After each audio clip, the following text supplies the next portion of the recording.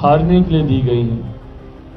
और मेरे कुछ शुभचिंतक जो मेरे बारे में सोच रखते हैं कि भैया कैसे चिराग पासवान को कमतर आंका जाए, उन्होंने खास तौर पर ये नैरेटिव सेट करना शुरू किया कि 2020 में चिराग पासवान ने खेल किया था जदयू के साथ और 2025 में ये खेल जदयू ने कर दिया चिराग पासवान के साथ।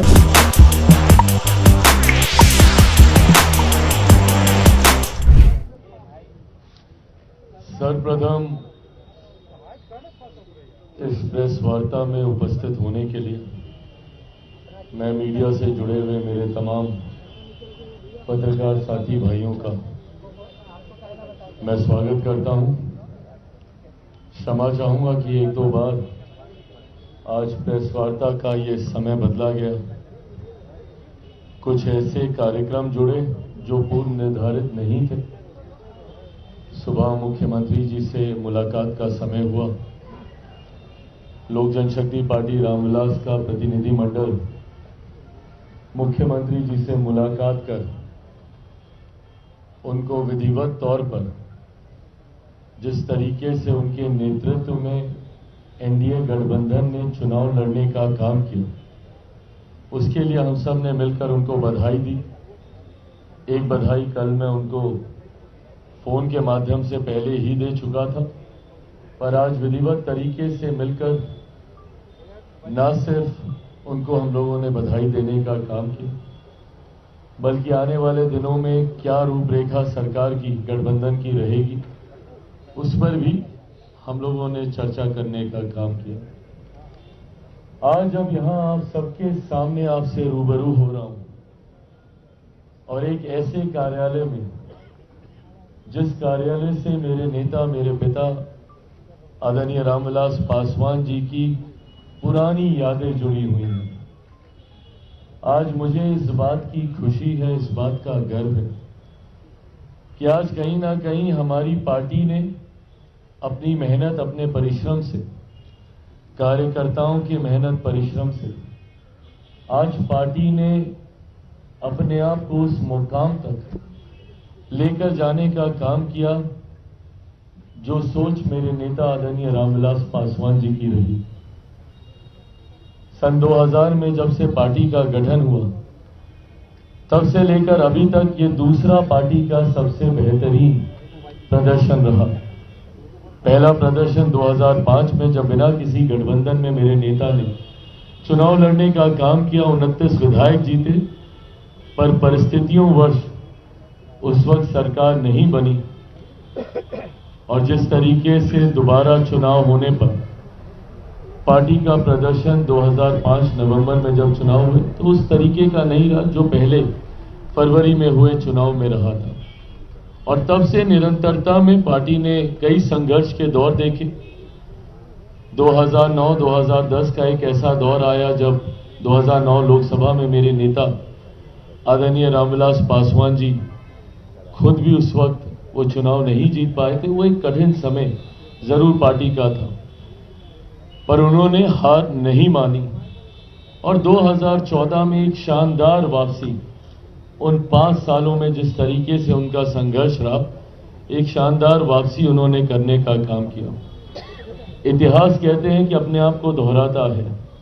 लगभग 2020 के आसपास पुनः मेरे सामने ऐसी ही परिस्थिति आई जहां पार्टी की समाप्ति की भी घोषणा कई दलों के द्वारा कई अलग अलग मंचों पर कर दी गई थी।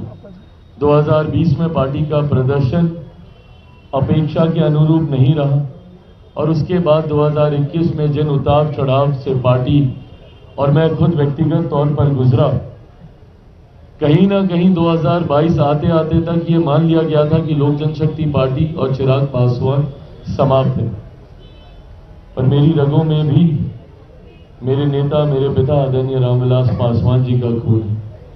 2009 के बाद ना उन्होंने हार मानी थी और संघर्ष कर पार्टी को ऊंचाइयों तक वो लेकर गए थे। उन्हीं का खून मेरी रगों में है। 2020 में जब प्रदर्शन हम लोगों की अपेक्षा के अनुकूल नहीं रहा, मैंने भी उन्हीं से ही सीख लेते हुए पार्टी को नई ऊंचाइयों तक लेकर जाऊंगा, ये संकल्प लिया। 2024 में गठबंधन ने अपना विश्वास जताते हुए एक सांसद वाली पार्टी को 5 लोकसभा की सीटें दी लड़ने के लिए और 5 की 5 हम लोग जीते। और विधानसभा में 0 विधायक वाली पार्टी, मैं एक विधायक बोलने लगा था पर बोलते बोलते याद आया कि जो विधायक थे वो भी पार्टी का साथ छोड़कर चले गए थे और उन्होंने दूसरे दल का साथ थामा था। तो ऐसे में एक 0 विधायक वाली पार्टी को जिस तरीके से गठबंधन ने विश्वास जताकर 29 सीटें देने का काम किया और 29 में भी ऐसी सीटें देने का काम किया जो गठबंधन ने विश्वास रखा कि ये कठिन सीटें हैं और ये कठिन सीटें लोक जनशक्ति पार्टी रामविलास चिराग पासवान ही जिता कर ला सकते हैं। मेरे लिए ये बहुत बड़ी बात थी। मुझे ज्यादा विस्तार में ये बातें आपके समक्ष रखने की जरूरत नहीं है क्योंकि मीडिया ने अपना विश्लेषण, आप सब ने अपनी अपनी तरीके से अपने अपने चैनल्स पे आपने इसका विश्लेषण किया था कि किस तरीके से वो विश्लेषण का स्वरूप थोड़ा बदला हुआ था।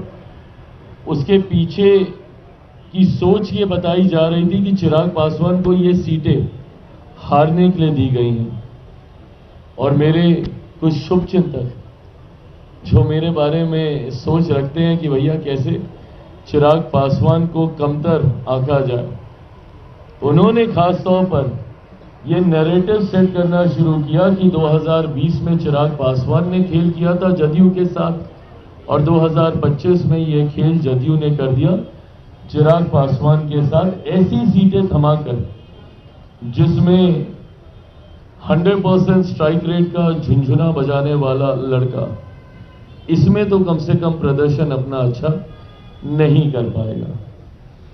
और थ्रू आउट द इलेक्शंस, पूरे चुनाव प्रचार के दौरान ये नैरेटिव सेट करने का प्रयास किया गया कि जदयू और लोजपा में दरारें हैं, ये दरारें भरी नहीं गई हैं, अब चिराग पासवान से बदला लेने का समय आ गया और अब चिराग अगर 4-5 सीटें भी इसमें से जीत जाएंगे तो बहुत बड़ी बात होगी। एंड मोर और लेस अधिकांश एग्जिट पोल ने भी वैसा ही दिखाना शुरू किया जहां पे हम लोगों को दहाई के आंकड़े तक भी लेकर जाने में कई एग्जिट पोल की सांस फूलने लगती थी। बहरहाल मैंने हमेशा इस बात को मैंने कहा कि मैंने चुनाव सर्वे के आधार पर नहीं, मैंने हमेशा चुनाव अपनी मेहनत के आधार पर लड़ने का काम किया।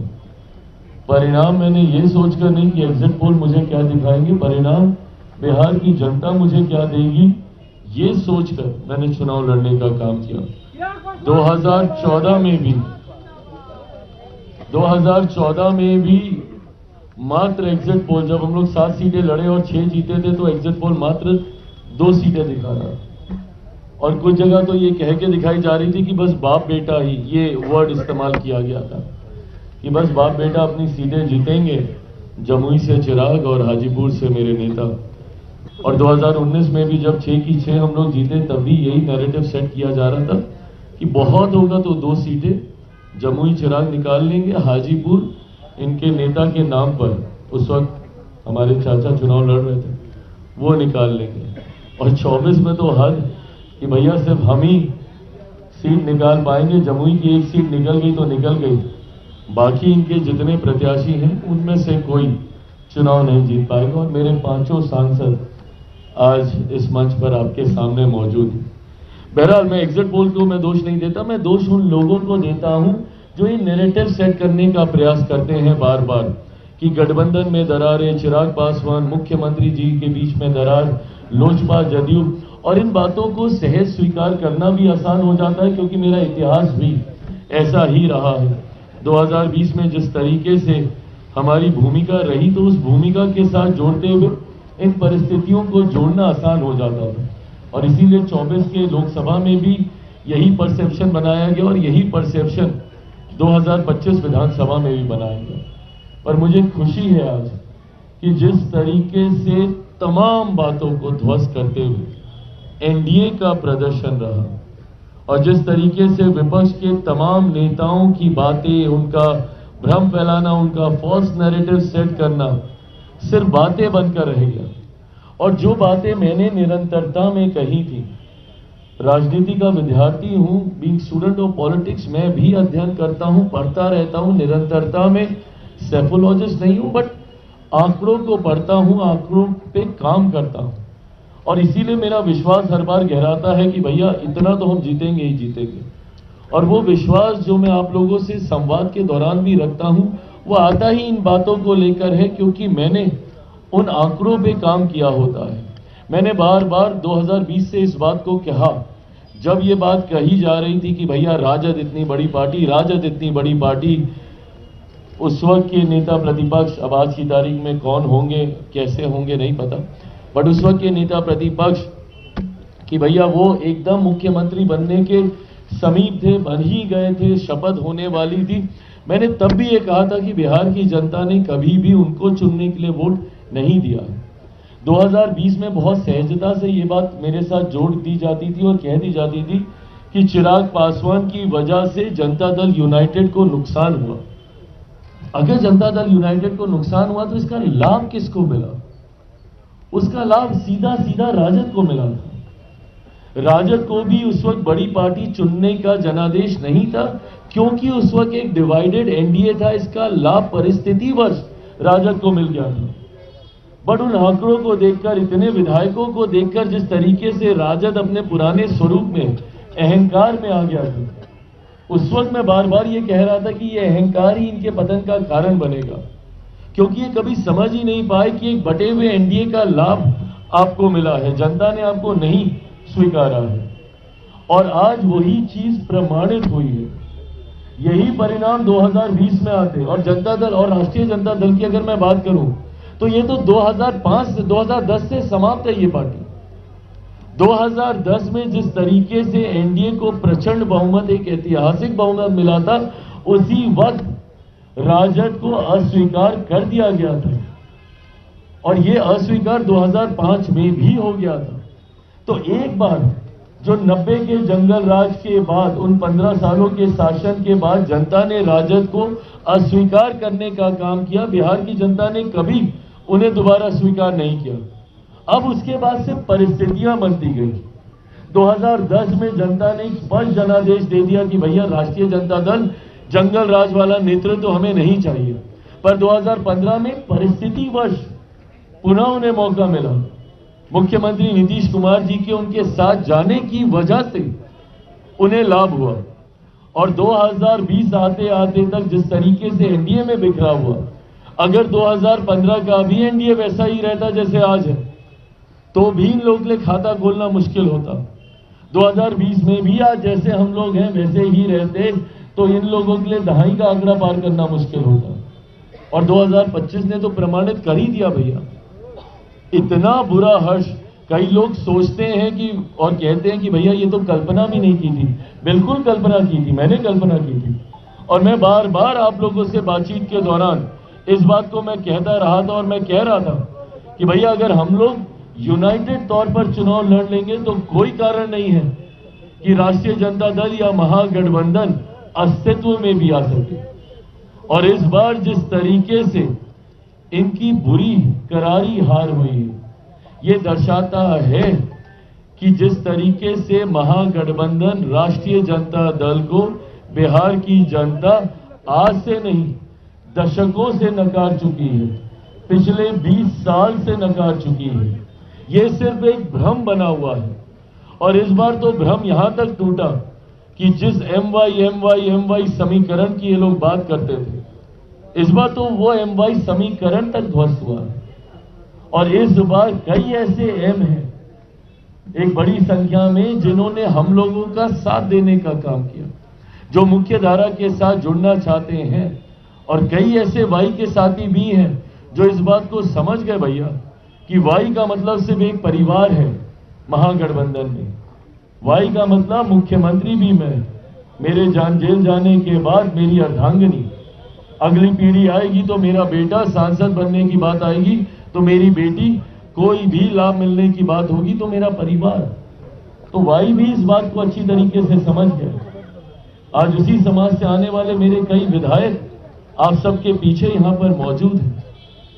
तो ऐसे में चुनाव पहले दिन से ही स्पष्ट था कि